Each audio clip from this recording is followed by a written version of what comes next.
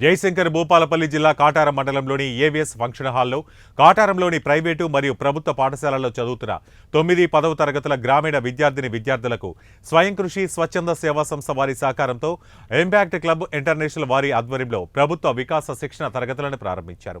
ఈ కార్యక్రమానికి ముఖ్య అతిథిగా కాటారం డీఎస్పీ రామ్మోహన్ రెడ్డి పాల్గొన్నారు. ఈ కార్యక్రమంలో కాటారం డీఎస్పీ రామ్మోహన్ రెడ్డి మాట్లాడుతూ ప్రతి ఒక్కరూ కష్టపడి చదవకూడదని ఇష్టపడి చదవాలని విద్యార్థులకు సూచించారు. ఏది గవర్నమెంట్ ఉద్యోగం సంపాదించాలి అంటే ఏం చేయాలని ఫస్ట్ మీరు మన కేవలము పరిమిత స్థాయిలో మాత్రమే వాడుకోవాలి. అదేవిధంగా మన యొక్క సంస్కృతి సంప్రదాయాన్ని తప్పనిసరిగా పాటించాలి, గౌరవించాలి. తర్వాత బంధువుని మన యొక్క సమాజాన్ని బాగా ప్రేమించాలి. ప్రేమిస్తే తప్పనిసరిగా మనము విజయం సాధించి తీరుతాము. నువ్వు ఒకవేళ ఇవన్నీ చేసిన తర్వాత నాకు ఇవన్నీ వద్దు అనుకున్నా కూడా అవుతాయా? ఎందుకంటే నేను ఆల్రెడీ చెప్పాను, నేను కళ్ళకన్నాను, చదువుతూ పోయాను. నాకు 6 జాబ్లు వచ్చినాయి, 6 జాబ్స్ వచ్చినాయి, 6 గవర్నమెంట్ జాబ్స్ వచ్చినాయి.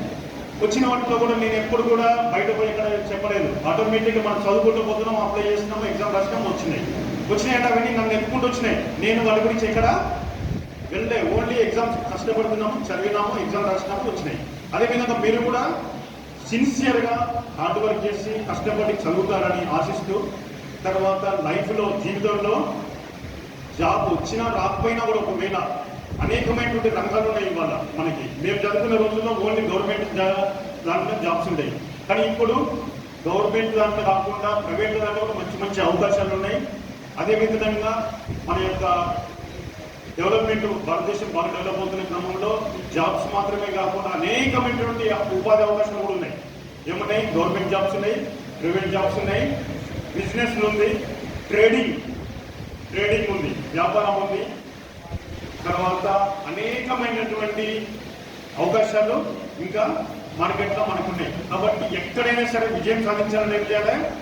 ఫస్ట్ కలగనాలి, క్రమశిక్షణతో ఉండాలి, కష్టపడాలి. కాబట్టి ఇవన్నీ చేసిస్తే మీరు ఏ ఫీల్డ్లో అయినా కూడా బాగా రాణించి జీవితంలో స్థిరపడతారు. సిస్టమేటిక్గా లైఫ్ని, ఒక నాణ్యమైన లైఫ్ని, క్వాలిటీ ఆఫ్ లైఫ్తోని ముందుకు వెళ్తారు. అలా వెళ్ళాలని ఆశిస్తూ ముగిస్తున్నాను.